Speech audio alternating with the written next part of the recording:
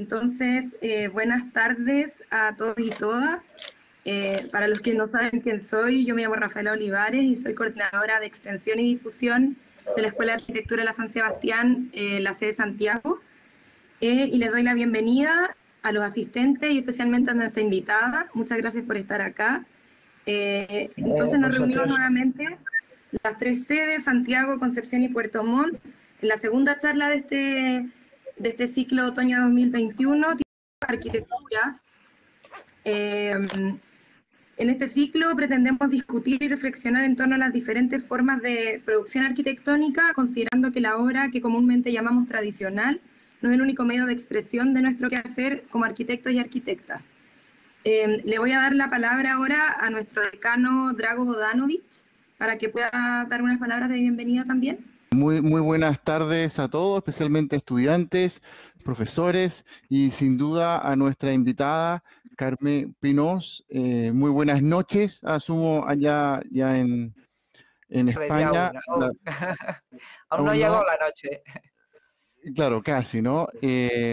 Bueno, primero que todo quisiera contextualizar un poco en cuanto a que yo me voy a tomar solo unos segundos para saludar, para dar la bienvenida a este evento muy importante y quizás contarle a Carmen que somos una escuela de arquitectura que está situada en 3 ciudades de Chile, acá en Sudamérica, en la capital Santiago, en la región del Biobío, en Concepción, y en la región de los lagos, ya a la entrada de la Patagonia chilena, en Puerto Montt, ¿no? Por lo cual el público de hoy, ¿no?, junto con los amigos y académicos que se reúnen en estos eventos, es muy amplio y variado, y estamos muy profundamente agradecidos y muy contentos de poder tener una conferencia de una invitada de la talla de Carmen Pinós, dado que es una arquitecta que conocemos y seguimos, ¿no? Y me atrevería a decir que aquí somos muchos los académicos, los profesionales y también los estudiantes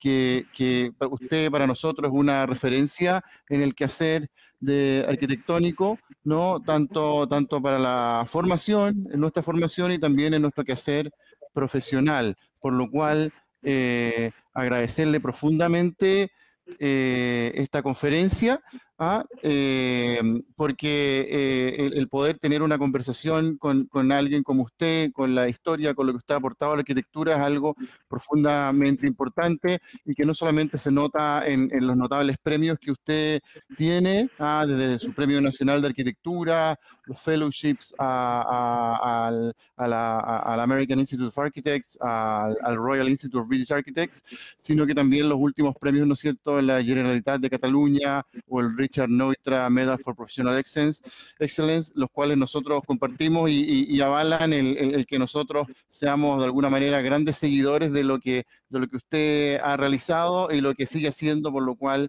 es un honor contar con usted y tener este espacio de poder conocer su obra, su pensamiento y también ojalá de poder conversar un poco al final y poder de alguna manera profundizar quizás algunas ideas. Por lo cual, sin más, me despido y le agradezco a todos los participantes y en especial a nuestra invitada Carmen Pinós por este espacio académico de tanta importancia y relevancia. Muchas gracias. Bueno, lo primero que diré es que disculpad que voy con gafas de sol, pero es que esta mañana me han operado de los ojos y aún la luz me molesta mucho, ¿no? Pero vaya, como lo importante será ver las fotos y los planos y todo, lo de menos soy yo. Pues vamos, mira, empiezo... ¿Puedo agregar un par de cositas antes? Que necesito agregar un par de cositas antes de partir, perdóname, Carmen. Y un poco complementando lo que menciona Drago, vamos, como mencionó, Carmen tiene un montón de experiencia, funda su oficina, su estudio, Carmen Pinós Estudio, en el año 1991, tras alcanzar el reconocimiento internacional junto a Enric Miralles, y entre sus proyectos recientes destacan, y que probablemente vamos a ver algunos hoy, la Escuela de Arte y Diseño de la Massana, el Centro Cultural CaixaForum de Zaragoza, las torres de oficina Cube 1 y Cube 2 en Guadalajara, México, entre otros. Y también vamos a tener, posterior a a la conferencia una ronda de preguntas, probablemente no muy larga, a cargo del profesor de nuestra escuela, Benjamino Portot, también un arquitecto socio fundador de la Oficina 57 Estudio, con mucha trayectoria también en Chile. Así que también le agradezco mucho a Benjamín por querer y aceptar la invitación a participar hoy día. Y ahora sí, sin más decir, demos inicio a la charla Contexto y Concepto a cargo de Carmen Pino. Sí, bueno, voy a... No explico muchos proyectos, así también mejor, porque así tendréis tiempo de preguntas, pero quiero abordar el tema de ciudad y paisaje, ¿no?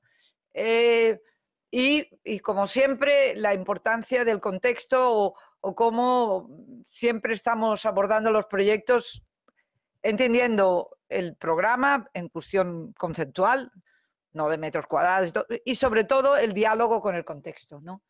Y cómo tanto cuando actuamos en paisaje como cuando actuamos en la ciudad, lo primero que hacemos es la lectura del contexto y entender, porque siempre los contextos te están pidiendo cosas, ¿no? Y es cuestión de entender qué te piden, ¿no? Aparte del cliente que te pide una cosa, el lugar te está pidiendo. Entonces tienes que compaginar lo que te pide el cliente con lo que te pide el lugar. Y lo que te pide el cliente tienes que saberlo transportar a una idea más allá del programa del cliente, ¿no? Porque en el fondo, cuando estás trabajando en la ciudad, el último cliente es la ciudadanía, ¿no? Que es para quien trabajamos, para la ciudad.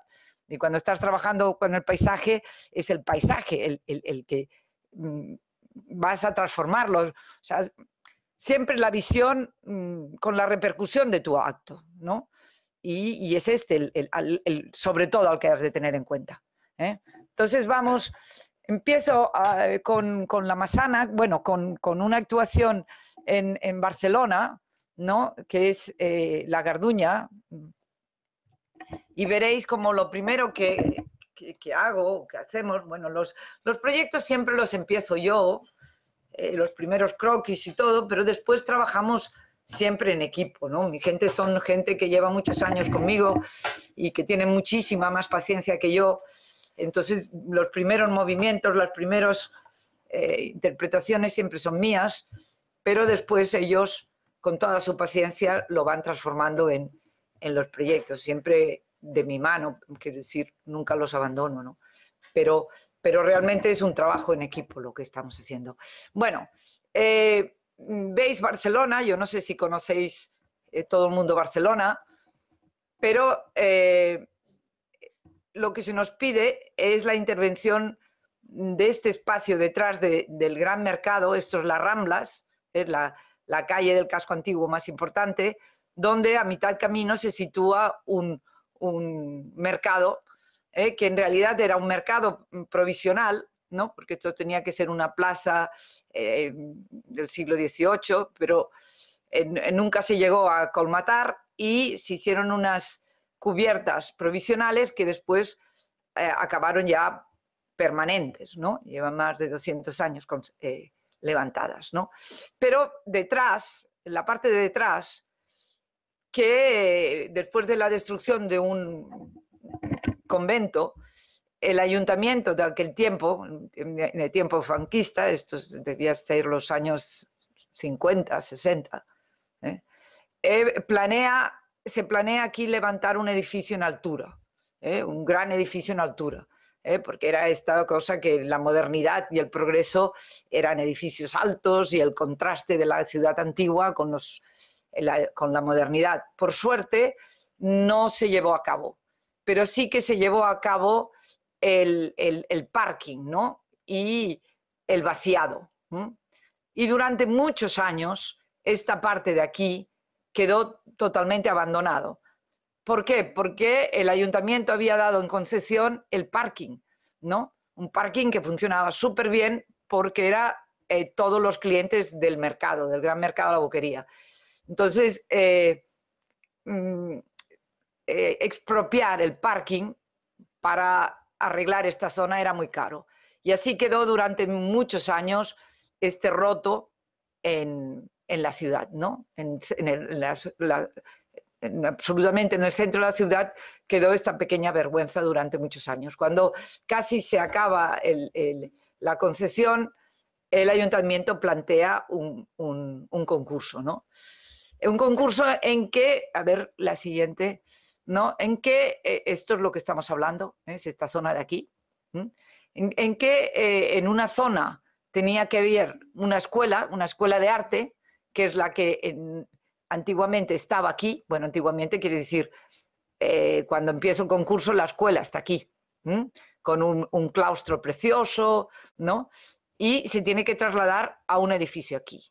En esta zona de aquí habían viviendas, ¿no? Y después me piden hacer la fachada de la boquería, ¿no? Pero en el concurso no, ¿no? Entonces lo primero que hago, porque nos dan unas líneas, unos límites, ¿no? Pero, como siempre, lo primero que uno ha de hacer, al menos yo creo, la responsabilidad del arquitecto y siempre hacer arquitectura para mí es hacer ciudad.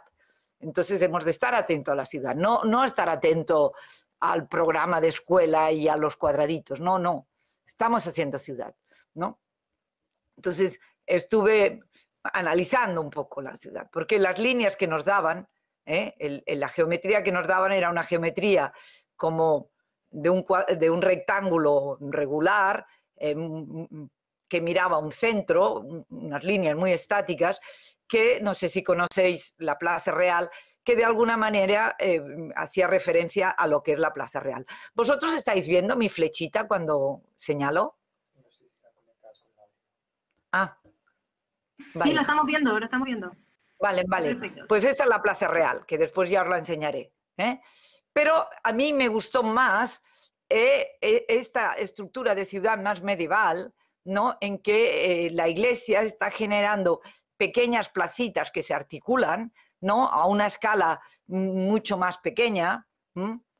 Aquí veis la Plaza Real, ¿no? Es esta plaza de aquí, en que es el lugar donde la burguesía, que aún estaba dentro de murallas, ella quiere hacerse un lugar de referencia, es su plaza, ¿no? Entonces es una plaza muy estática, muy mirándose a sí misma. Todos los grandes burgueses miran al otro gran burgués que tiene el mismo dinero que él, y con una fuente en el centro, ¿no? Es una plaza muy linda, pero es una plaza que para nada es la realidad del lugar que me estaban pidiendo de reformar, ¿no? Esto, o sea, el Raval, ¿no? Es un lugar de muchas clases sociales que se intersecan, ¿no? Y no es este lugar, y además en una fachada tenía que ser una escuela, la otra fachada tenía que ser viviendas de protección oficial, con una parte que era privada, pues la boquería. O sea, era una realidad mucho más compleja que la Plaza Real, ¿no? Esta es lo que os digo de la Plaza del Pino. Aquí veis las pequeñitas plazas que se van articulando, veis una aquí, otra aquí, ¿no? Y que va dando una escala más doméstica, más de escala más ciudadana, en el fondo más abierta, ¿no? Porque entre que son pequeñas casualidades, ¿no? Son los vacíos de las actuaciones, ¿no? Es la iglesia que va creando estos pequeños vacíos alrededor, y esta serie de articulación de pequeña escala, más que esta plaza grande, es la que me llevó a la solución, ¿no? Esto es las líneas que nos daban del concurso, ¿veis? Esto nos dicen, esta L tenía que ser vivienda social, esta otra L tenía que ser la boquería, y la escuela Massana. Son dos fachadas que se miran una frente a la otra, marcando un centro, ¿no? Veis que se entra a la plaza con pequeñas calles, ¿no? Aquí ya tienen una pequeña voluntad de hacerlo un poco más ancho, pero a mí esto no me convencía. Y la cosa que menos me convencía es que aquí hay un pasaje, lo veréis, ¿no? Esta es la línea de la fachada de las viviendas, y este pasaje lo topabas, o sea, iba en contra de una fachada, ¿no? Esta es la realidad que teníamos antes del concurso, esto era la boquería antes del concurso, esto era un caos total, que por muchos años era realmente una vergüenza en Barcelona, ¿no? Aquí es donde colocamos la Massana, aquí es donde colocamos las viviendas y posteriormente nos dijeron de hacer una fachada a la boquería, ¿no? Y desaparece el parking va todo enterrado. Entonces, otra vez, ¿cómo hacemos el proyecto, no? El proyecto lo hacemos pensando en todas las perspectivas, ¿no? Por ejemplo, esta es una perspectiva desde la calle del Carmen, ¿no? Desde esta pequeña placita de aquí, que es esta plaza, y nos damos cuenta la importancia de esta esquina, ¿no? Porque desde esta calle, que es una calle muy transitada, lo que más importante, lo más que ves es esta esquina. Todas estas viviendas se tiran al suelo para la nueva actuación, ¿no? Pero vais viendo que vamos fotografiando las perspectivas más importantes. Es decir, que el proyecto empieza con esta foto, con esta perspectiva. Esto es el pasaje que os decía, ¿no? Ellos nos están diciendo, el ayuntamiento, que aquí, frente a aquí, tenemos que poner una fachada, ¿no? Porque acordaros del volumen. Y yo dije que al final de este pasaje yo quiero ver árboles y si los árboles pueden estar iluminados de sol, pues mejor que mejor. Lo que no, por más bonita que hagamos una fachada, este pasaje no tiene que acabar con una fachada. Y este fue la primera idea que se tuvo. Veis aquí que aquí ya hay la solución de la boquería, pero en el concurso no estaba. Pero sí que veis que cepillamos todo un trozo, ¿no? Cortamos todo un trozo de vivienda para alinearlo con la fachada, ¿no? Pero claro, al cortar, cortábamos muchos metros cuadrados de vivienda, que como era un concurso, lo teníamos que poner en algún lugar, pero si no, no ganamos, ¿no? Si decimos, mira, todo muy bonito, pero ustedes la mitad de casas, ¿no? Entonces, bien, esto es la pata, ¿no? Que, como decían, que ellos planeaban allí una callecita, decíamos, con aquello de la calle del Pino, que era pequeños espacios que se van articulando, ¿no? Como haciendo un pequeño collar de zonas, ¿no? Entonces, la fachada de las viviendas la inclinas, ¿no? Para dar más espacio y, sobre todo, para focalizar esta esquina, ¿no? Porque ya veréis que en la Massana esta esquina es la esquina que tiene más tensión, es la protagonista. También veréis más tarde que decidimos abrir la puerta aquí, ¿no? Bien, el pasaje continúa por aquí debajo. No sé si empiezo por las viviendas. Esto son maquetas de trabajo, pequeñas maquetas que hacemos en cartón aquí en el estudio. Veis las viviendas, ¿no? Cómo se alinean, cómo lo que hemos recortado de aquí lo hacemos. Esto, ¿qué nos hace? Pues nos hace que tengamos todas las viviendas pasante, el patio, que si hubiéramos respetado lo que nos decía el ayuntamiento, hubiéramos tenido que hacer patios interiores. Aquí no tenemos ningún patio interior, todos son viviendas pasantes. Lo veis por aquí, cómo el pasaje pasa por debajo. Muchas veces he dicho que es un concurso, es un proyecto hecho observando el movimiento de la gente, ¿no?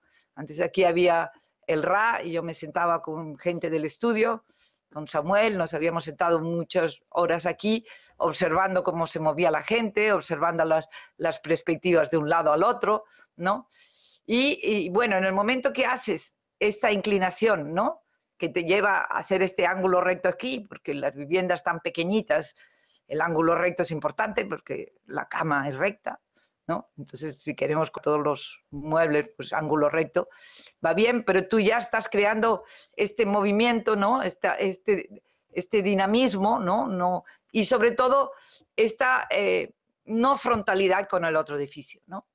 porque lo que queríamos es crear dinamismo. Hay mucho movimiento de gente que viene de por aquí, se traslada, va hacia la Boquería, hay mucho movimiento cruzado. Hay este movimiento que pasa por debajo, ¿no? Que viene de la Rambla, pero también de todo este barrio que llega por aquí y cruza en diagonal, ¿no? Entonces, y en otras cosas, esto es vivienda de protección oficial, esto es una escuela que es la escuela de arte y oficio más antigua del Ayuntamiento de Barcelona, es la escuela más antigua del Ayuntamiento, ¿no? Entonces, esto era un edificio emblemático, institucional, que no tenía por qué parecerse, porque otros concursantes habían apostado más al tipo Plaza Real, habían hecho que los edificios de viviendas parecieran al edificio de las escuelas, apostaban más geometrías puras y un espacio más estático y mirando siempre a un centro, ¿no? Ya os explicaré después cómo la Massana y toda la voluntad de crear espacios exteriores, ¿no? Me hacen hacer este giro. También el edificio de la Massana son 11.000 metros cuadrados en grande, toda la voluntad de que el edificio aparezca pequeño, pero ya lo iremos explicando, ¿no? Y después, más tarde vino la ampliación de la Boquería, la fachada de la Boquería, ¿no? Esto, veis aquí las líneas rojas, por aquí hay un pasaje, ¿no? Que continúa por debajo, y por aquí hay otro pasaje que lo hacemos pasar por debajo de nuestras viviendas, y esta pata, para no tapar la visión de la gente que sale, veréis que aquí hacemos un gran voladizo para que la gente cuando sale del pasaje tenga la visión general de la plaza. O sea, todas las decisiones, toda la resolución formal siempre es atendiendo a un contexto, a una gente que habita, que se mueve, ¿no? A la ciudad. Esto ya es aquella fotografía que habéis visto, y aquí ya está resuelto, ya está construido. Ya veis que aquí empieza nuestro edificio. En lugar de tener una fachada aquí, hemos retirado lo máximo posible la fachada. Veis aquí que se ve el pasaje, o sea, la gente puede pasar de largo, y cómo al final de este pasaje se están plantando los árboles que no pueden ser muy grandes porque debajo tenemos hueco, tenemos 1,5 metros solo de tierra, pero bueno, este es el edificio, ¿no? Tantas veces digo que es un edificio hecho como si fuera una roca, que el movimiento de la gente lo va modelando, ¿no? Porque veis el pasaje, como aquí se pone al nivel de la calle, como aquí es un voladizo porque el pasaje que sale por aquí ya no le tape la visión. Después, si antiguamente las fachadas se resolvían con ornamento ¿no?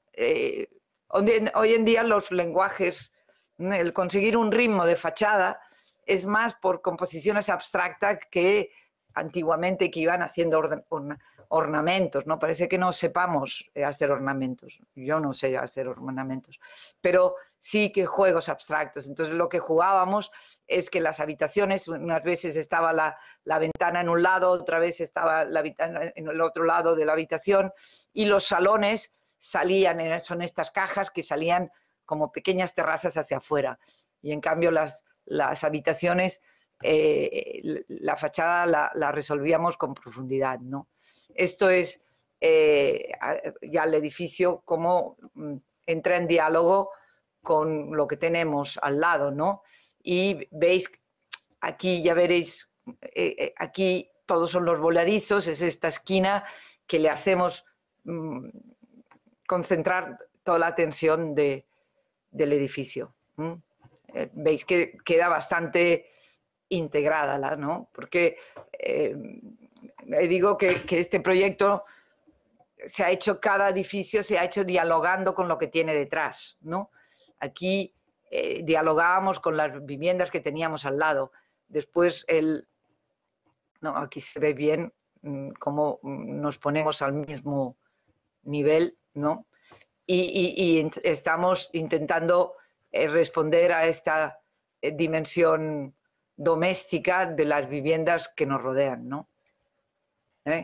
Estas son las maquetas del concurso. Aquí no teníamos aún la fachada de la boquería, porque la fachada de la boquería nos viene posteriormente. El concurso no incorporaba la boquería. Esto es, creo que ahora explico la Massana. La Massana nace, primero, son muchas cosas que teníamos que resolver aquí, ¿no? Por un lado, era un edificio potente, un edificio que era una escuela, que estaba presidiendo toda una plaza, toda una plaza que teníamos delante, ¿no? Entonces, una de las cosas que no se quería es que la Massana y todos los chavales que estaban trabajando se apropiaran de la fachada, de la plaza. De alguna manera tampoco queríamos que se transformara tampoco en una televisión, que todos los turistas estuvieran mirando lo que hacía la gente trabajando dentro, ¿no? Entonces, por eso esta idea de Brise-Soleil, ¿no? Que le da también un carácter más monumental, porque así como las viviendas estábamos buscando una escala mucho más doméstica, aquí era lo contrario, estábamos buscando ser más, es una institución, es una escuela súper reconocida.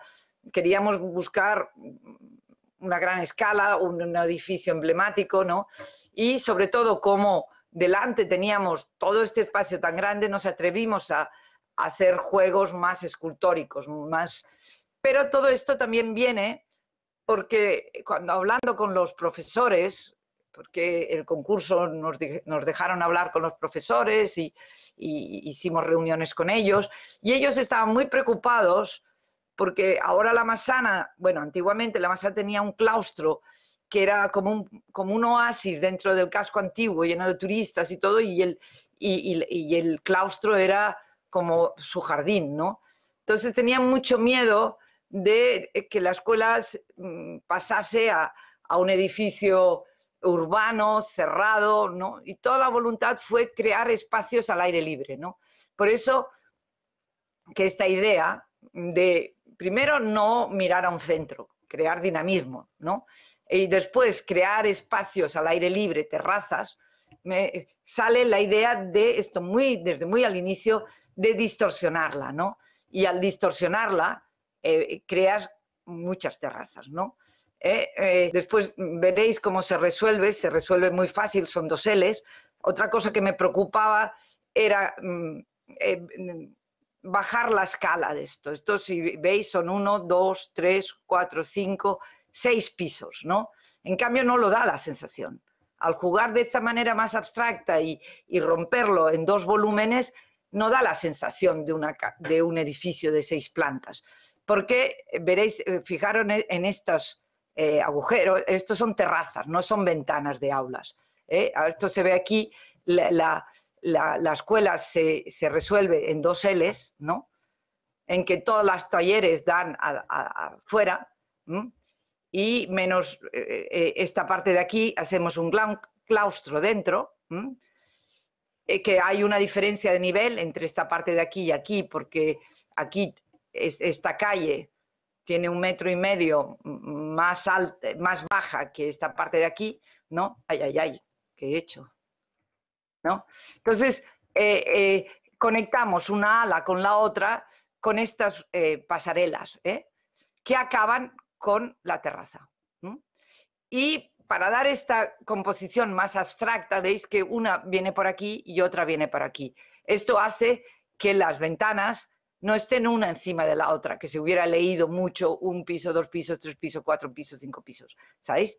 Y esto vuelve a ser una composición abstracta, ¿no? Que te rompe la escala del edificio, ¿no? Bueno, esto es el patio, aquí esto es la pequeñita maqueta del inicio, ¿no? Y aquí lo veis, y esto es el gran claustro. Todo esto son dibujos del concurso, tal cual. Esto es el concurso y se hizo tal cual. Pero aquí veis que no hay la fachada de la boquería, que llegó posterior, ¿no? Esto es lo que os decía, aquí esta esquina, donde se concentra la entrada, también me preocupaba que los chavales no se mezclaran con los turistas. Toda esta plaza está llena de turistas, bueno, ahora no, llevamos un año sin nadie, pero mañana estará lleno de turistas otra vez, ¿no? Entonces queríamos proteger a los chavales de los turistas. Entonces la entrada se hace en esta parte, retiramos también la fachada para crear aquí una zona de atrio. Y en esta esquina que os decía es donde se generan los voladizos, donde el edificio es como más potente, ¿no? Esto es el Brise Soleil, son pruebas que hacemos mientras la pieza la diseñamos nosotros junto con un artesano de la cerámica, Toni Cumella. Aquí estábamos estudiando la separación, esto es Porex, pero bueno, es para... Y veis estas distintas tonalidades, es precisamente porque como es semi-industrial, a medio camino de lo industrial y lo artesanal, los hornos son pequeños, las hornadas son pequeñas, y las piezas no salen siempre del mismo color, pero esto es lo que es más lindo de la textura del edificio, ¿no? Y esta cosa de que se transforma en un telón de fondo de lo que pasa en la plaza, ¿no? Imaginaros que en lugar de esto tú tendrías todo de ventanas con todos los chavales trabajando aquí. Se hubieran apropiado de toda la plaza, pero además también a los que trabajan dentro les hubiera sido un incordio sentirse observados, ¿no? Esto es lo que os decía. Son dos L's, pero cuando para no dar la sensación de grande, porque son 11.000 metros cuadrados en un casco antiguo muy apretado, y toda la voluntad es que parezca mucho más pequeño, ¿no? Entonces lo dividimos, una L es con una cerámica ya más plana, con un color más del tono del contexto de al lado, de la calle la calle Hospital, que es la que está abajo, con las aberturas más pequeñas ya, ¿no? Esto es la planta baja. Bueno, en la planta baja todo lo que es las salidas del parking se incorporan dentro del edificio para que la plaza no tenga ninguna salida ni nada. Y esto es la salida del parking. Cuando salen hay una gran ventana que es la zona expositiva, ¿no? Y hay una puerta que se puede interpretar que la planta baja es como una calle, ¿eh? Pasa que los profesores no dejan circular a la gente, solo pueden circular los alumnos, pero estaba pensado un poco como una calle interna, ¿no? Y hay la propuesta de abrir un pasaje aquí, esto está aprobado por el ayuntamiento, está el proyecto ya hecho, no por nosotros, pero no hay forma que este ayuntamiento haga nada. Pero situamos la puerta de los alumnos enfrentada al pasaje para que los alumnos recuperen el antiguo claustro que era su pequeño paraíso, ¿no? Esto ya es cuando el interior, así como exteriormente es como muy opaca, muy escultórica, muy maciza, dentro es llena de luz, la luz se dibuja por todos lados, ¿no? Y uno cuando entra enseguida entiende toda la escuela, ¿no? No hay, o sea, no es aquello de, ¿dónde está mi aula? Tercer piso, en el corredor, mano derecha. No, aquí todo se ve. Los pasadizos están dando a la calle cuando pasas de uno al otro, o sea, así que entras, percibes todo este pequeño mundo que es la escuela Massana, ¿no? Y sobre todo lleno de luz, ¿no? Esto, después los pasillos que tenemos aquí, para hacer está parecido a una calle interior, las ventanas, en lugar de tener una baranda, son ventanas, ¿no? Ya el último piso, para que esto no se convierta en un tubo, el último piso se retira, ¿no? Para dar más amplitud. Aquí sí que no podíamos, aquí pasa a ser una baranda, ¿no? Pero me incomodaba que fueran barandas, que estuvieran los chavales abocados al vacío, ¿no?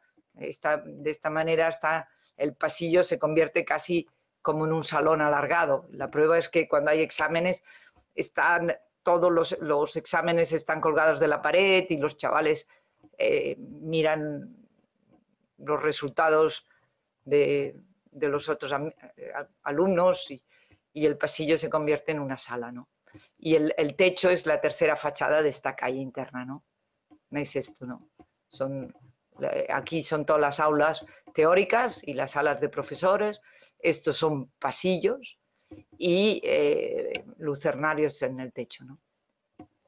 Estos son los corredores que siempre acaban en este, ¿no? El alumno cuando se mueve por la escuela siempre tiene visiones de dónde está.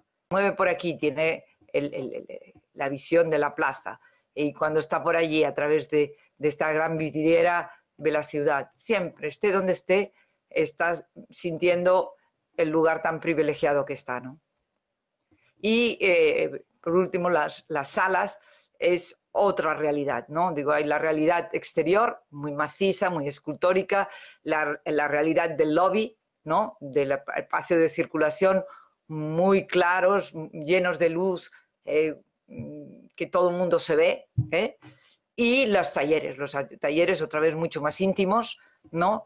Con este carácter más industrial, toda la estructura se ve. A mí siempre me preocupa mucho que las ventanas lleguen al suelo para dar más sensación de amplitud.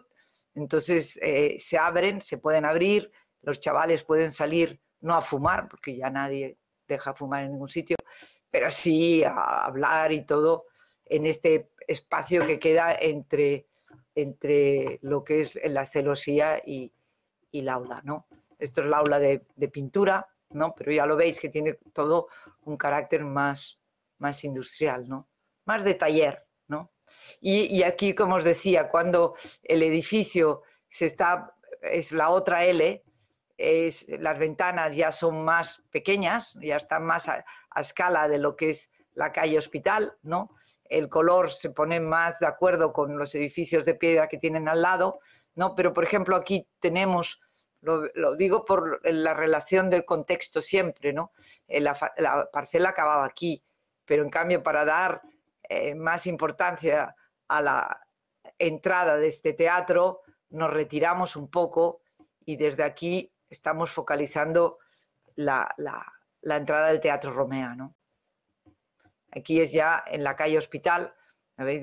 Nos ponemos planos, el color es más, como he dicho antes, se mezcla más y las perforaciones no llegan a ser a escala doméstica, porque quieras o no, es una escuela, no es una casa, ¿eh? Pero sí que está más de acuerdo con lo que tenemos al lado. Esto, la salida de los camiones del parking y todo, se tenía que incorporar en el edificio. La plaza no tiene nada, cuando estás en la plaza nada te dice que abajo tienes un parking, ¿no? Pero este gran agujero es porque aquí entran todos los camiones de la boquería que tienen que tener un gáligo muy grande, ¿no? Y bueno, y cómo se va como maclando, es un poco medieval nuestra filosofía, ¿no? Y por aquí veis ya la ampliación de la boquería, ¿no?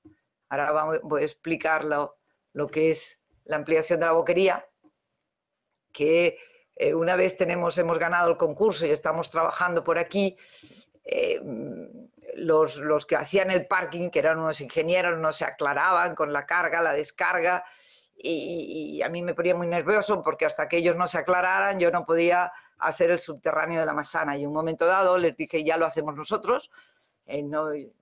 Y a raíz de esto nos dijeron, bueno, pues hacer la fachada de la boquería. Entonces yo digo, no quiero hacer una fachada de la boquería, porque la boquería, todo esto son unas cubiertas provisionales, ¿eh? Esto es una plaza que tenía las características de la Plaza Real, pero nunca se cava. Entonces aquí se pone unos techos para hacer un mercado provisional, pero queda para siempre, ¿no? Pero con muy poca categoría, es decir, muy poco cualidad arquitectónica, ¿no? Y yo decía, tenemos en Barcelona una tradición de mercados de del siglo XIX maravillosos, ¿no? Yo decía, si yo hago aquí una fachada, yo voy a convertir esto en un edificio y no quiero convertirlo en un edificio, ¿no? Entonces, pero ellos me dijeron, bueno, pero tenemos problema de sol, tenemos problema de lluvia, tenemos problemas de viento. Bueno, pues lo vamos a solucionar, pero dejarnos hacerlo a nuestra manera, ¿no? Entonces, también tenía este edificio, que lo habían hecho unos arquitectos anteriormente, y que a mí no me gustaba nada, ¿no? Y yo quería de todas ponerlo en segundo término, ¿no? Entonces, lo que hacemos es, primero empezamos reproduciendo las mismas pórticos en pequeñito, ¿no? Y que se entraran hacia adentro. Pero ¿qué pasaba? Que cuando nos poníamos por delante de este, en lugar de ponerlo en segundo término, lo que hacías es enfatizarlo, porque parecía que era el frontón de la puerta o sea, lo convertías, le dabas monumentalidad a esto, que cuando nuestras intenciones eran todo lo contrario. Entonces nos costó bastante transformar el pensamiento de hacer un pórtico en hacer un paraguas, ¿no? Cuando estás haciendo un paraguas, ¿no? Este de aquí, tú estás focalizando aquí, ¿no? Esto aquí, y este aquí. Entonces, tú te pasas de largo, porque siempre esto te escupe, en cambio, esto te hace mirar al centro, ¿no? Entonces, bueno, y después, primero entró un paraguas, después estas paradas quedaban un poco desamparadas y bajamos las cubiertas, ¿no? Que es esto de aquí. Pero veis que es un proyecto que cada vez aquí aún no habíamos empezado la manzana, estábamos en construcción, pero veis que siempre son proyectos que están dialogando con lo que tienen detrás, ¿no? En este caso es un proyecto que dialoga con la manzana, con la boquería. Tanto hemos hecho dialogar que a veces se piensan que este mamotreto aquí lo hemos hecho nosotros, ¿no? Pero me es igual, porque yo creo que la labor de un arquitecto es dignificar la ciudad, ¿no? Y si nuestra actuación le ha dado dignidad a este cachivache, pues mejor que mejor, ¿no? Bueno, esto primero no tenía que ser cerrado, después nos piden cerramiento, pero bueno. Vale, aquí hemos hablado de ciudad. Olga, me hace sufrir, ¿qué decirte? ¿No?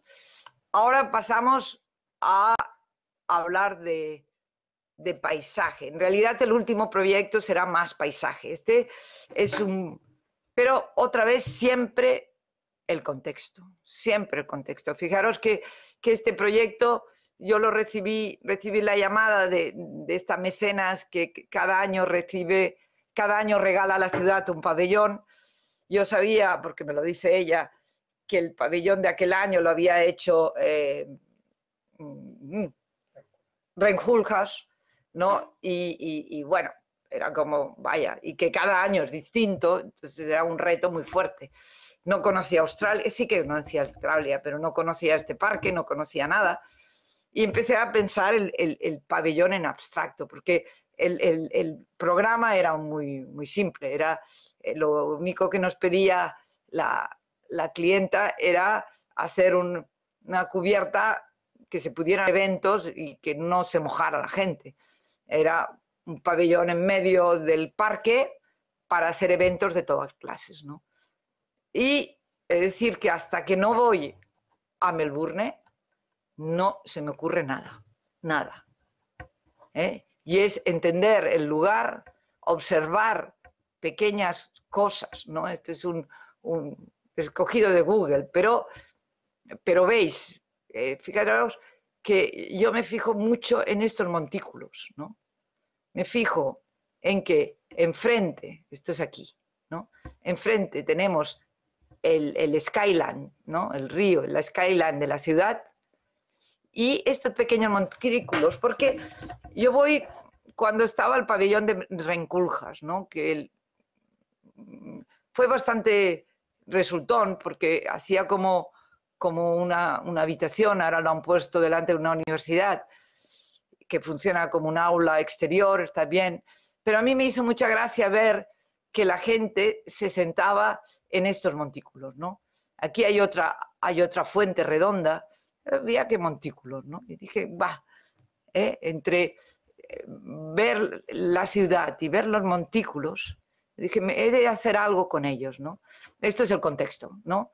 Estos pequeños montículos son 3, la fuente y después la base, ¿no? Porque cada año, creo que ya no van a hacer más, han hecho 5, 6, nosotros éramos 5. El último ha sido en Murkut y creo que ya han parado. Pero todos teníamos que apoyarnos en esta base, en este cuadrado, que era de 14 por 14. No era muy grande, todo esto no es muy grande. Y nos podíamos mover en un círculo de 60 de diámetro. 60 metros era. Bueno, es igual, no me acuerdo bien, pero que vaya, que estábamos limitados. Pero cualquier cosa tenía que partir de aquí y volar, pero no podíamos poner una pata aquí.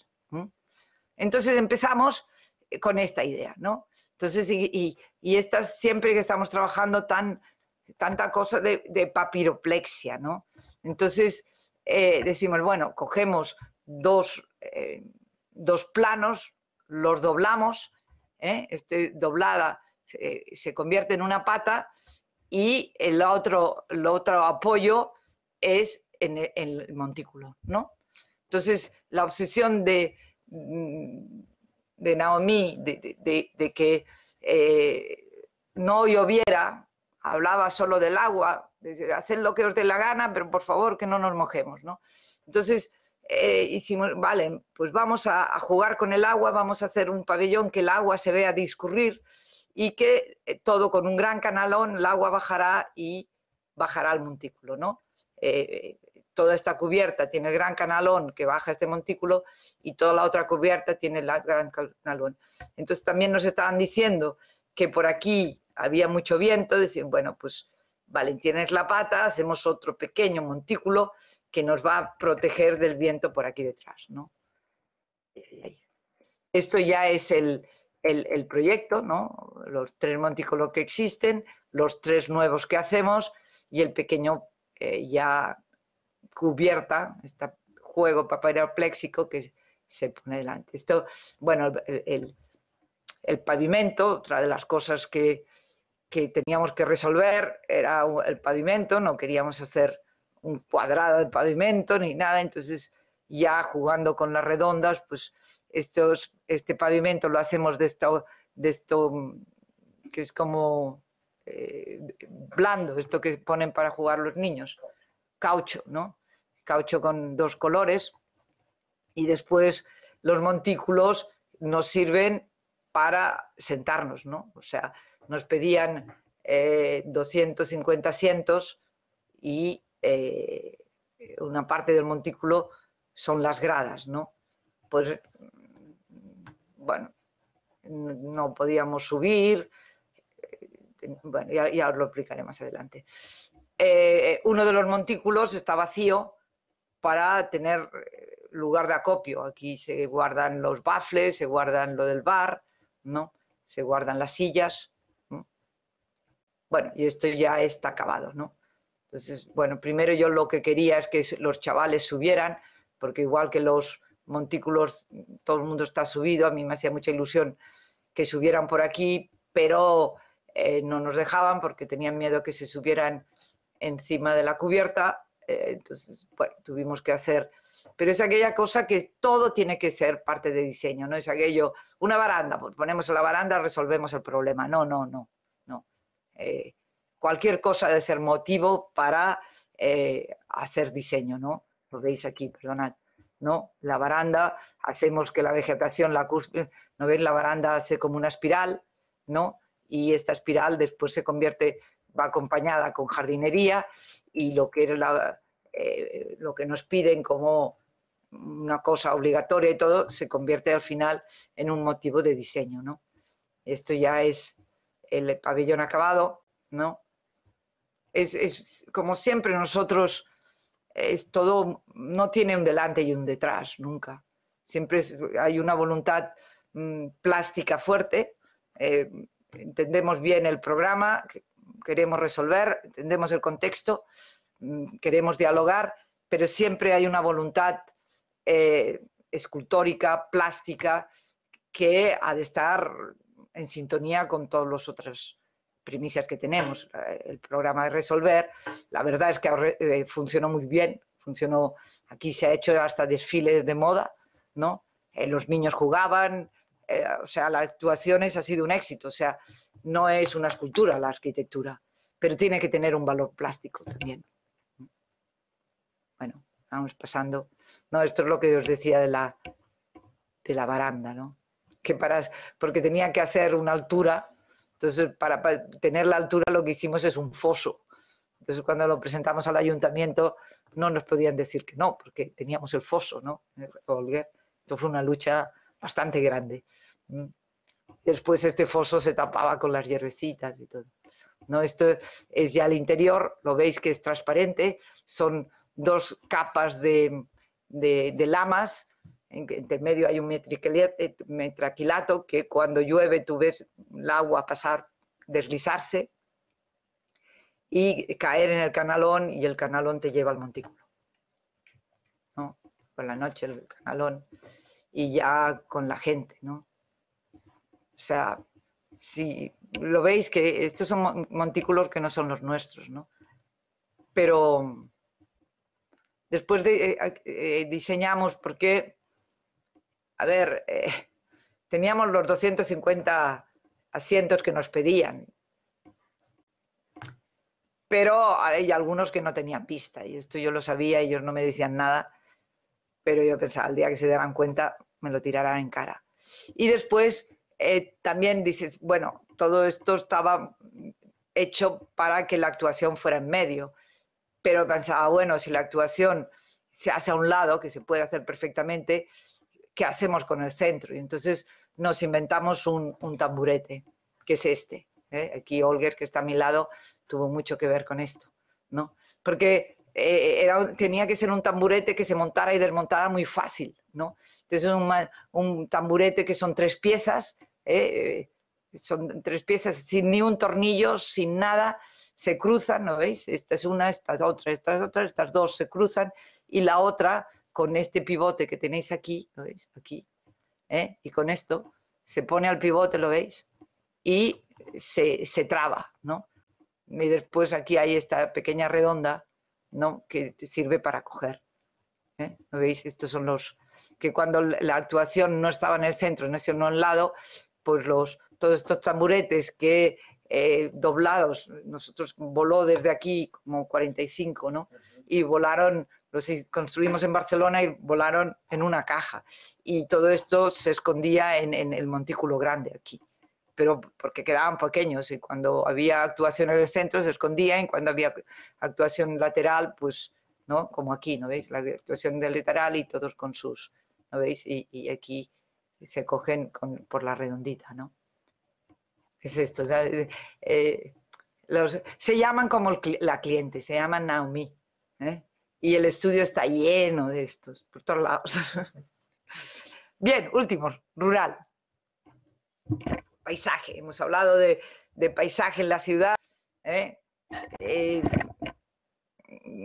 realidad, este paisaje de la ciudad, más que un paisaje, hemos hecho un mobiliario urbano, un mobiliario de parque.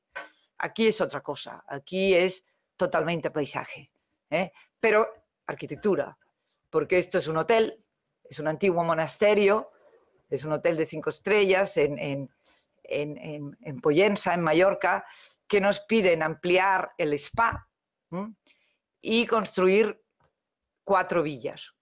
Entonces, otra vez el contexto, ¿no? El contexto de Mallorca son todas estas, el paisaje escalonado, ¿no? Todo es a base de muros, ¿no? Entonces, la primera idea fue, esto es el hotel, este es el hotel, antes de hacer la ampliación del spa. Estaba muy centrado hacia la piscina, y esta es la zona que se nos pedía hacer las villas, y como veis tiene los muros de terraza, ¿no? Entonces esto es el proyecto antes de la actuación. Esto es las preexistencias, que veis todos estos muros, ¿no?, que van escalonando, y el edificio con este zócalo, y se nos pedía ampliar el spa en planta baja, ¿no? Entonces, pues, la carretera viene por aquí y no quería jugar a contraposición de moderno, antiguo, no. Yo quería que todo fuera invisible, ¿no? Sí que proponía que el parque, el hotel, que se centraba mucho alrededor de la piscina, se abriera al paisaje y crear paisaje, ¿no? Entonces, estos son los primeros croquis que a veces dices, bueno, pues coges los muros y los romperemos para crear viviendas, ¿no? Esto de aquí ya son estos muros que se rompen para ir creando estas pequeñas viviendas. Estos son los primeros croquis, ¿no? Aquí ya es la actuación, ¿no?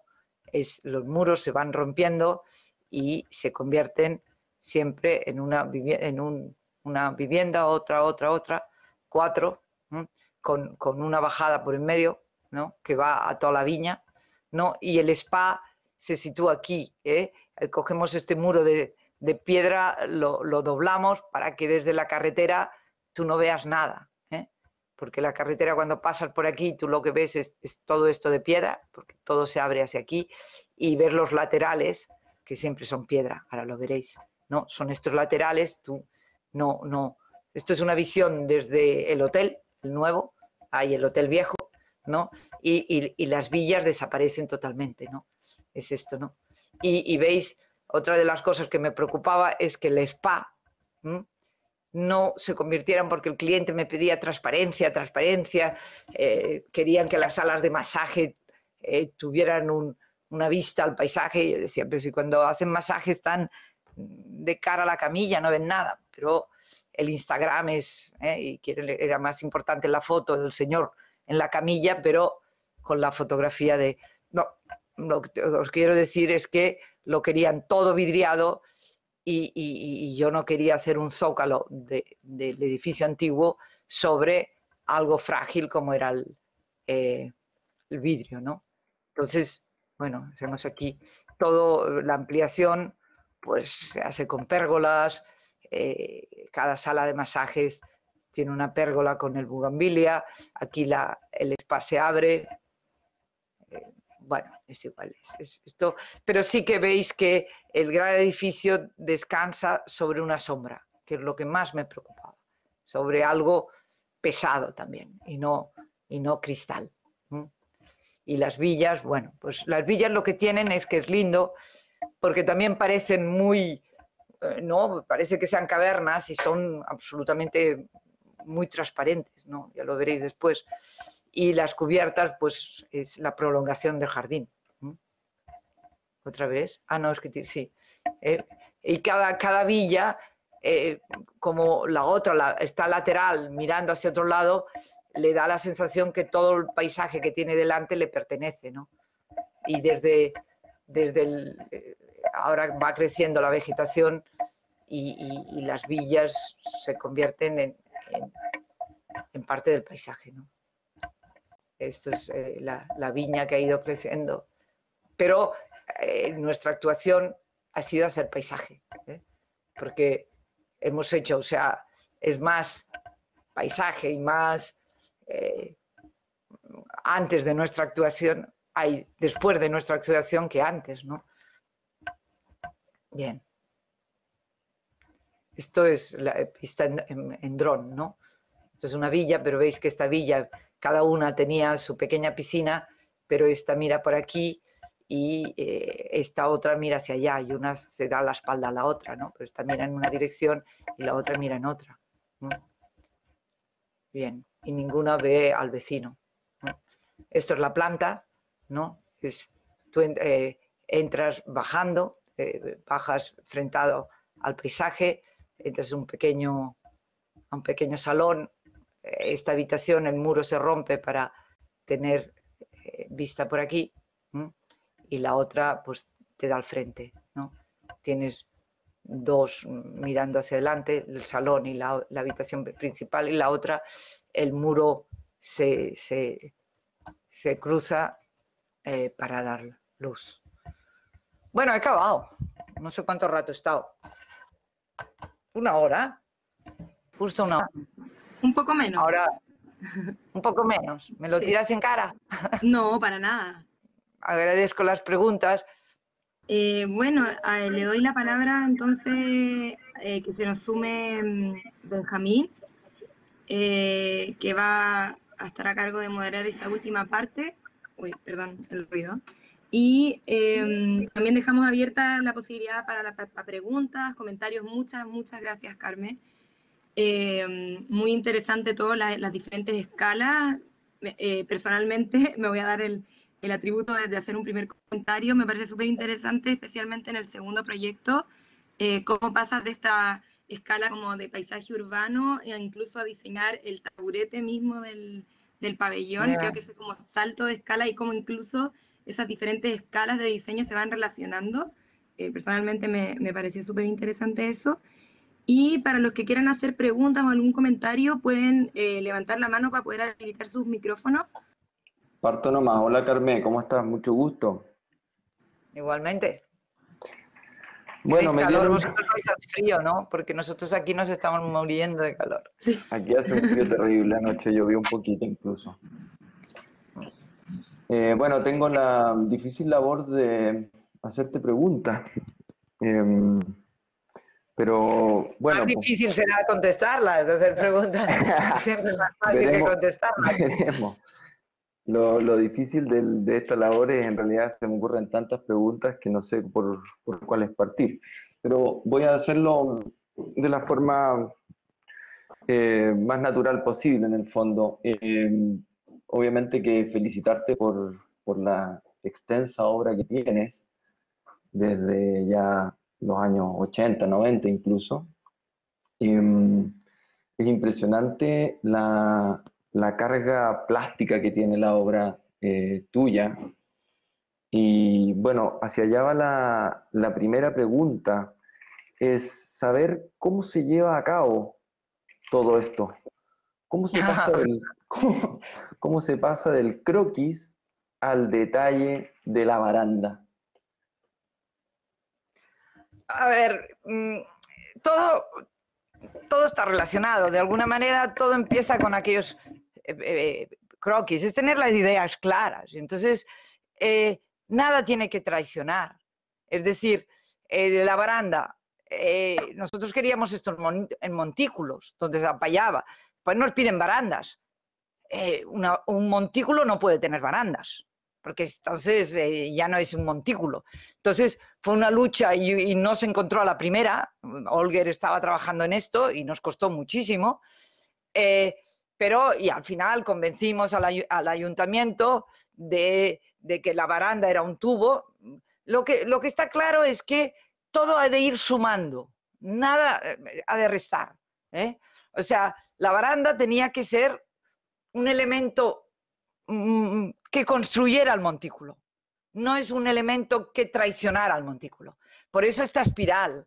Por eso esta espiral después se convierte en una espiral de flores.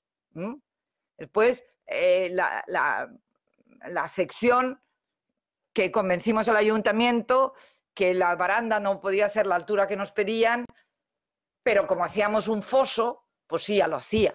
Y que la persona que, como los fosos en los castillos, ¿no? Pues ya hacía la función, ¿no? Porque la baranda, su función era que la gente no saltara. Pues poníamos matojos alrededor, plantas, que tapaban el foso, y el tubo se convertía en algo que ilustraba el montículo. O sea, cuando tú tienes la idea clara, cada cosa, cada presión que recibes, porque el cliente te pide una cosa o la otra, no tiene que traicionar nunca el proyecto. Nosotros decimos adelante y atrás, ningún problema. Y si hemos de volver a empezar, volvemos a empezar. Lo que no podemos nunca es ir a medias, ¿sabes? O sea, si un momento dado, porque nos hemos dejado tal cosa y nos pedían, estamos destruyendo la idea inicial del proyecto, que siempre son muy elementales. Nuestros proyectos siempre parten de ideas de esquemas muy elementales, ¿no?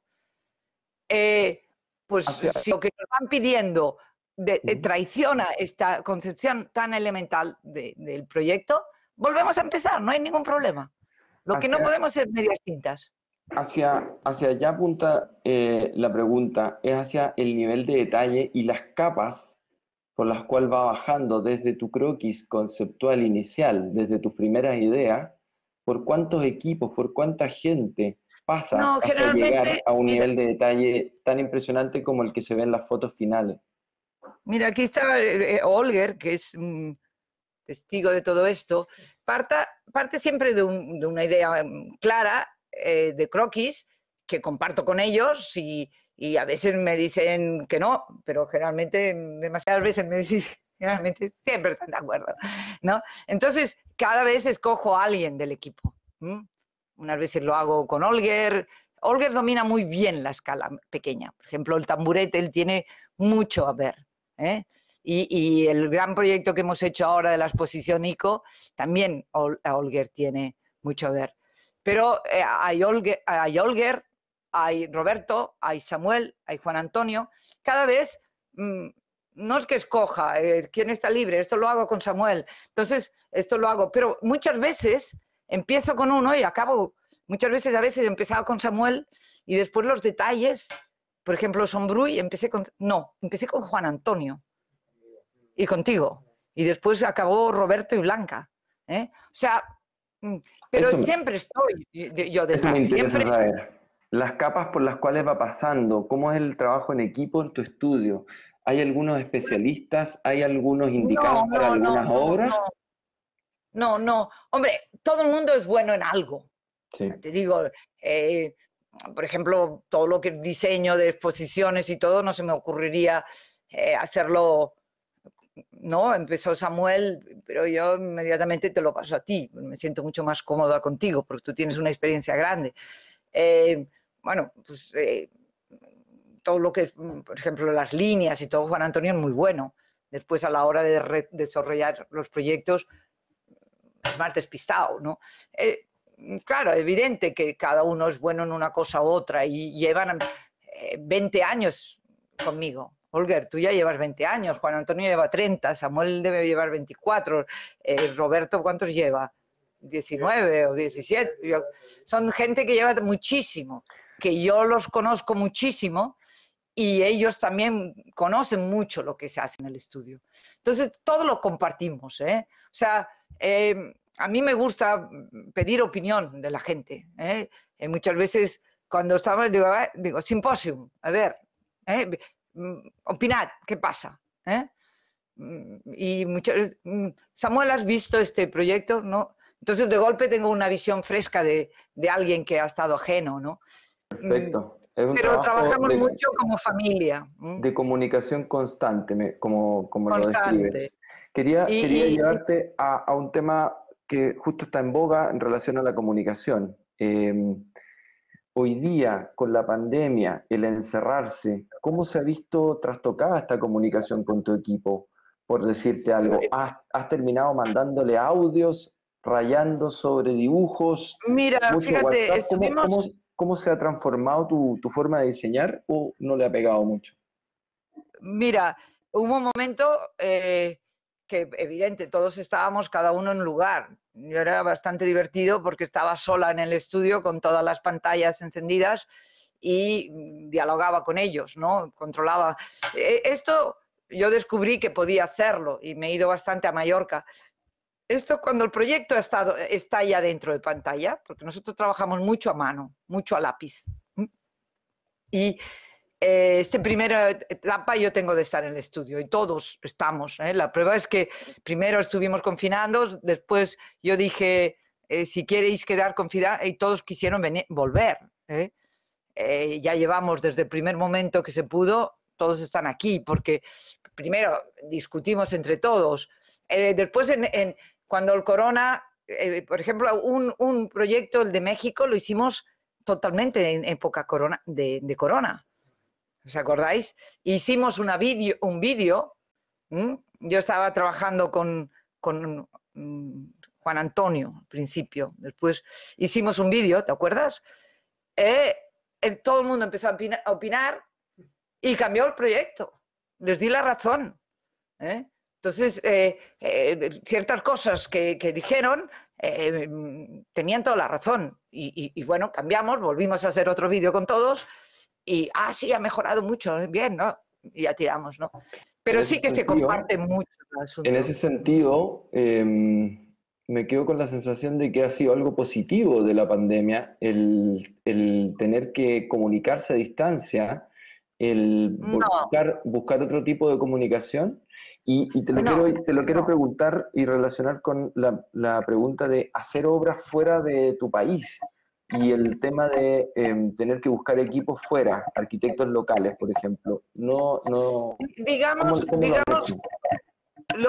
estamos trabajando en México con un equipo de México. Ya te digo, hemos hecho en época de pandemia 2 proyectos enormes en México. Hemos hecho un hotel en Tulum y hemos hecho son 44.000 metros cuadrados en Jalapa, que ahora lo están desarrollando. Hemos hecho el básico, pero yo me muero de poder ir a México porque, por ejemplo, el de Tulum estoy sufriendo, porque se has de tener el feeling, ¿no? Y hombre, con esto de la pandemia sí que hemos descubierto, porque con el proyecto de Melbourne, del pabellón, yo viajé en 6 meses, viajé 4 veces a Australia. Fue porque a veces iba a Australia por 2 días. Ahora nos hemos dado cuenta que no hace falta. Por ejemplo, ahora tienen que trasladar el pabellón y un momento dado tuvimos un Zoom que había el arquitecto municipal de Melbourne, gente política, que normalmente tienes que pedir hora, no te la dan, te hacen esperar, y en cambio con la vídeo a tal hora los teníamos todos. Pero yo, por ejemplo, porque es Chile, porque ya sabéis que amo mucho a Chile, pero yo ya no acepto videoconferencias, porque es muy frustrante. O sea, yo estás aquí dando todo, pero el feedback es 0. O sea, yo cuando voy a dar una conferencia conozco a gente, conozco el país, ahora es esto, apagaré y me iré a tomar una cerveza, quiero decir, en mi contexto de siempre. Y vosotros no reconoceré cuando os vuelva a ver, ¿sabes? Porque es muy plano, no hay el feeling, no. Lo digital o lo virtual no sustituye la realidad, ni la atmósfera, ni nada. Ahora se piensa que todo será... Sí que nos ha abierto el camino de que se ha de ser más flexible. Ahora mismo hay gente... Yo tengo una chica que la única manera de continuar trabajando con ella era por vía internet, a distancia, y está viviendo en Sevilla, pero de tanto en tanto viene a pasar una semana y comunicar. Y otros que por la tarde no pueden venir porque tienen problemas con los niños y todo, y continúan trabajando en el estudio, o Flora también. O sea, hemos visto que se puede ser más flexible, que no es aquello 8 y 8, pero la presencia no la cambian nada. Y yo, mis amigos que dan conferencias, han dicho, un filósofo que me encuentro siempre paseando, dice, ay, tengo una videoconferencia, y yo ya no doy ni una más. Y yo ya estoy diciendo que no digo ningún día. Te lo agradecemos enormemente. Te quería hacer una última pregunta antes de pasar la posta al resto. Es en relación al proyecto de Objects del 2012, los objetos que se te ocurrió diseñar. Quería saber cómo nace y no sé si te lo solicitan, si es algo propio, tuyo. Quería que me contaras un poquito. Fue un juego. Fue que teníamos muchos, bueno, yo tenía muchos diseños, siempre estaba haciendo diseños. Es un momento, es la crisis del 8, ¿no? Que habíamos ganado dinero y no teníamos trabajo y nos liamos a perder dinero.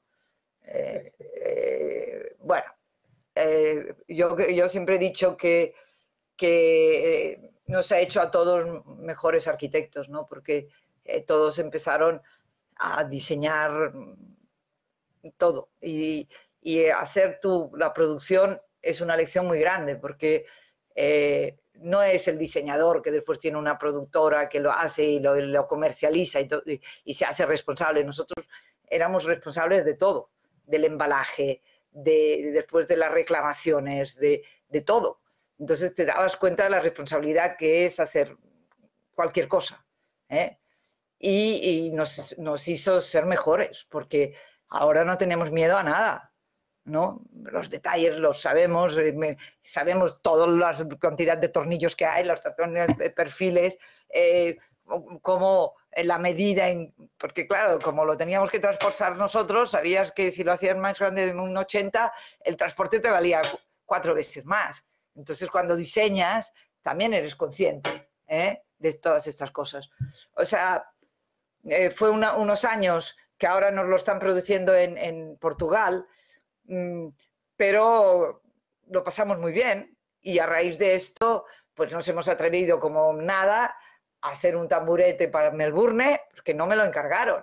Y yo cuando fui con el avión, salí el paquetito y le enseñé a Noemí y lo desmonté y se quedaron demoniatos, estaban entusiasmados. Si no hubiéramos hecho Object, no hubiéramos sido capaces de esto, ¿no? Nos atrevemos a todo ahora. ¿No? Gracias. Te pasaste. Muchísimas gracias por todas las respuestas y gracias por la conferencia. Le doy la palabra a Sebastián Barahona, que tenía la mano levantada hace un ratito, y después leemos las preguntas que están en el chat.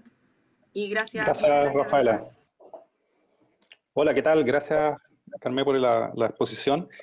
Tu diseño finalmente y tu arquitectura, y tú eres una diseñadora de autor, ¿cierto? Es la arquitectura que genera, tiene un arrastre, una marca completamente, es cosa de ver las tipografías o ver los diseños y uno ve inmediatamente que son tus obras, ¿cierto? De alguna forma esto arrastra a tener un equipo de trabajo bastante cohesionado que esté en la lógica y las perspectivas del diseño. De igual forma, lo que ocurre o lo que ocurrió con Álvar Aalto, que se comentaba de que por qué no hay una escuela de Álvar Aalto, de su arquitectura, y es que porque gran parte de su equipo murió en la guerra, ¿cierto? Eran arquitectos jóvenes y se perdió de alguna forma esta escuela de Álvar Aalto. En tu caso, ¿de qué manera tú formas a tu equipo? ¿Cómo y eso se traslada a las aulas?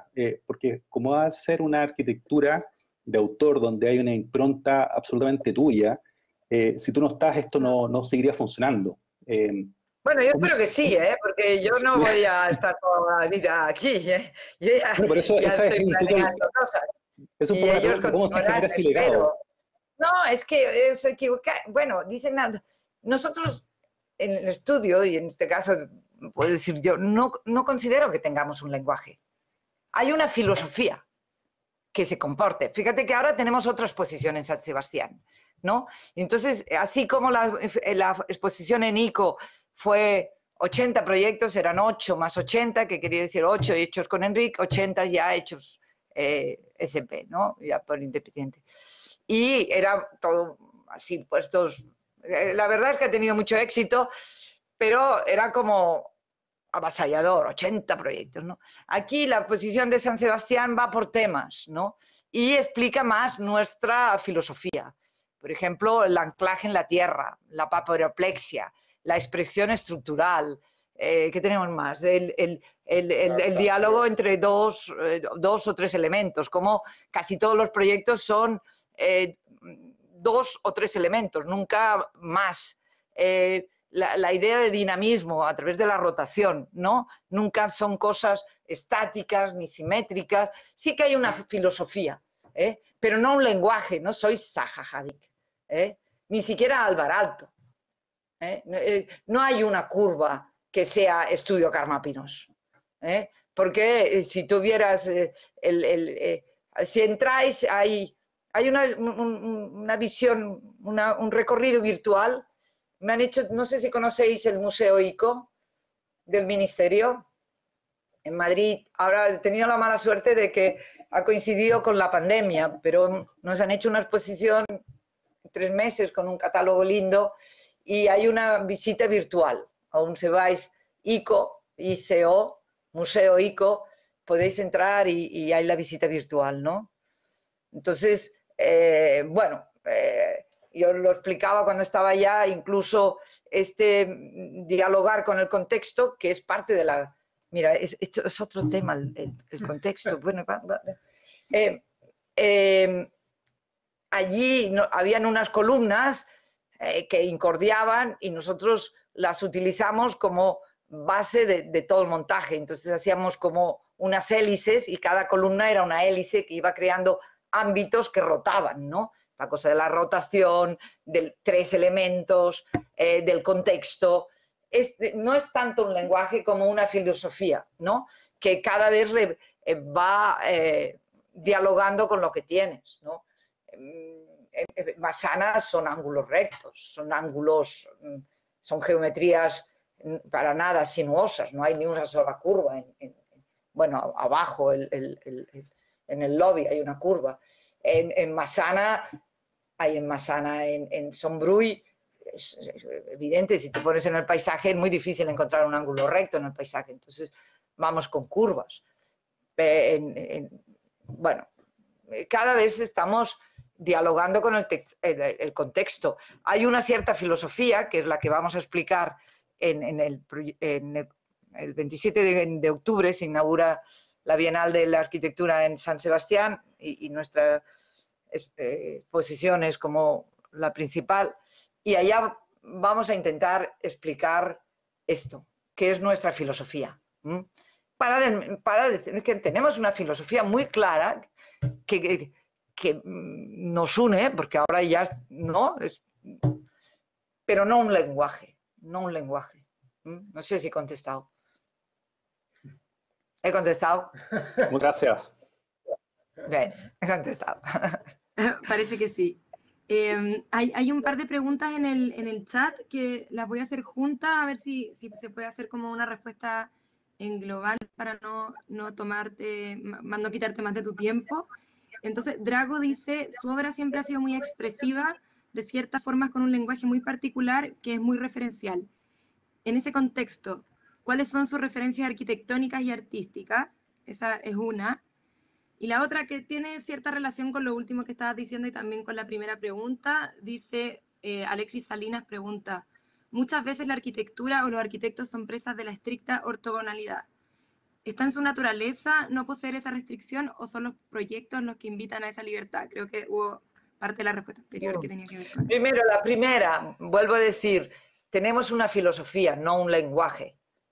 Una filosofía que se va repitiendo, Una filosofía, sí, a ver, si utilizar mucho la paperoplexia quiere decir un lenguaje, pues sí, si la expresión estructural es un lenguaje, pero yo lo hablo más como una filosofía, ¿no? Yo digo que un árbol que es pura estructura, puras reglas estructurales y de crecimiento que se expresan, es difícil ver un árbol feo, porque tú lo entiendes. Tú entiendes el árbol, cómo se aguanta, cómo se ancla a la tierra. Es pura expresión, reglas de crecimiento, las ramas, y reglas estructurales de cómo se aguanta en la tierra, ¿no? Entonces, a mí me gusta decir que nuestra arquitectura busca ser tan digna como un árbol y que cuando se explica desde la estructura, cómo se aguanta, cómo se equilibra, es más difícil que sea fea o que sea absurda, ¿no? Porque se explica primero cómo se relaciona con el contexto, cómo se aguanta, y este es el lenguaje, que no es lenguaje, es filosofía. ¿Y qué más? ¿Qué es la segunda? No me acuerdo. ¿Qué es la segunda? La segunda preguntaba si es que, dice, muchas veces la arquitectura, los arquitectos son presa de la estricta ortogonalidad. ¿Está en su naturaleza no pues, poseer esa restricción o son los proyectos los que la invitan a esa libertad? bueno, no. Y esto tiro muy en cara a los arquitectos que se piensa que arquitectura es encontrar la geometría, es hacer geometría. A veces tienen un culto, ordenan la planta con simetrías, rectangularidad, y se piensan que esto es hacer arquitectura. No, hacer arquitectura es muchísimo más que esto. Yo pienso siempre mucho más, aparte del diálogo con el contexto de hacer ciudad, pero parto de la atmósfera que quiero crear. Entonces la geometría está al servicio de estas cosas que quiero. Os digo muchas veces a los alumnos que el arquitecto está más cerca de un director de cine que de un escultor, porque nosotros estamos fomentando vivencias. Y que antes que empezar a nada tenemos que tener el guión de la película. Tenemos que tener cómo queremos. En la Massana yo quería que los alumnos se sintieran muy libres, que los pasillos fueran lugares de reencuentro, que tuvieran la percepción de la escuela como su pequeño mundo, o su gran mundo, que se percibiera entero. O sea, siempre primero hago el guión de la película y después la geometría. Busco la geometría que lo va a expresar. Pero la geometría siempre está a mi servicio, siempre está a nuestro servicio, porque tantas veces ellos se pelean con esta geometría, que yo después rectifico y todo, pero nunca nosotros al servicio de la geometría. Perfecto. Sí. Vamos a dar espacio para la última pregunta que la hizo Carolina Fonseca, que ya la puse de presentadora. Agradecería mucho, Carolina, si puedes hacerla a través del micrófono, para que sea un poquito más claro y yo no interprete cosas. Ahí está. Gracias, Carolina. No, gracias, Rafaela. Qué gusto, arquitecta. Qué placer poder ver personalmente que usted nos hable de su trabajo. Por mucho tiempo he mirado su obra y soy profesora del área tectónica, del área de anatomía de la obra y de materiales, y seguramente aquí hay algunos alumnos míos en la sesión, y sería interesante si usted nos pudiera comentar sobre la materialidad de su obra, porque hay una expresión plástica interesantísima en la selección material que usted hace, igual como comentaba en algún momento de la fragilidad del cristal versus lo pétreo de la obra precedente. Pero además de la dimensión plástica, si hay otros criterios que ustedes consideran para sus decisiones materiales, criterios de sustentabilidad, costes, o hablar un poco de esa misma dimensión plástica, si se puede. Gracias. Bueno, en realidad cuando haces los primeros croquis ya de alguna manera ya tienes en la cabeza un cierto material, ¿no? Lo que pasa que después, bueno, puedes ir cambiando, pero ya cuando en Sombrui hago las primeras líneas yo ya sabía que eran de piedra, O cuando la Massana nos planteábamos un brise-soleil, que esto era desde el inicio que tenía que haber un brise-soleil. Bueno, mira, ahora hemos hecho un concurso que no hemos ganado. Primero teníamos el brise-soleil de cerámica, ¿no? Y después vimos la posibilidad de transformarlo. Vimos que hay unas maderas tratadas y pasó, porque lo que queríamos es que fuera cálido, ¿no?